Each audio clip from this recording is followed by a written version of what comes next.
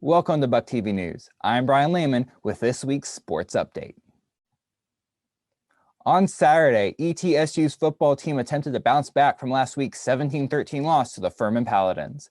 Visiting the Citadel Bulldogs, the Bucs defense got off to a quick start when senior defensive back Tyree Robinson returned a Bulldogs fumble 27 yards for the score in the game's opening minute. Late in the first half, with ETSU trailing 14-7, the Bucs capitalized on a fumble by the Citadel's punt returner, tying the game up at 14 on a 4-yard touchdown pass to junior running back Jacob Sailors. In the second half, after ETSU had claimed the lead on a 49-yard touchdown by receiver Will Huzzy, Elijah Huzzy grabbed an interception that allowed the Bucs to quickly double up their lead 28-14. Inside 2 minutes with their lead cut to 7, ETSU sealed the win when Huzzy and Robinson combined for a 4th down stop. Now 2-1 on the season, the Bucs will return home and prepare for this weekend's matchup with the Western Carolina Catamounts. Turning to women's basketball, ETSU announced Simon Harris as the team's next head coach.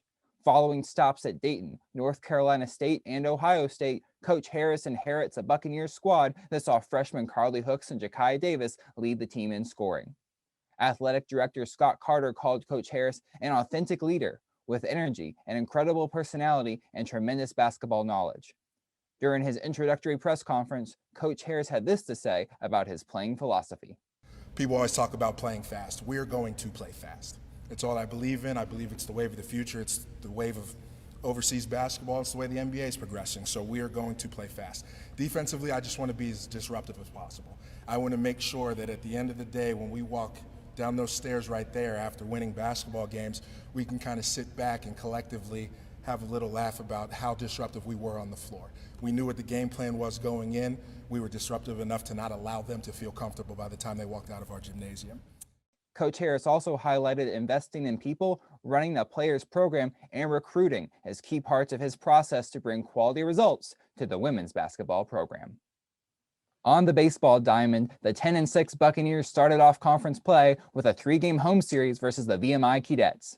On Friday, ETSU shut out VMI in their 100th all-time matchup with another strong outing from sophomore pitcher Hunter Lloyd. The right-hander went 7 innings deep for the second time this season, striking out 7 and allowing just 3 hits in the Bucs' 4-0 victory.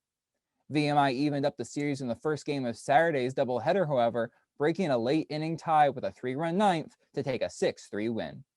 In the nightcap, the Bucs tallied 7 runs on 10 hits to take the series, behind 3 hit performances from sophomore Ashton King and redshirt senior Ethan Cady.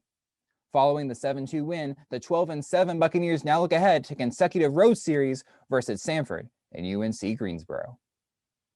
Transitioning to ETSU soccer programs, both the men's and women's teams are in the midst of conference play with less than 2 weeks remaining in the regular season.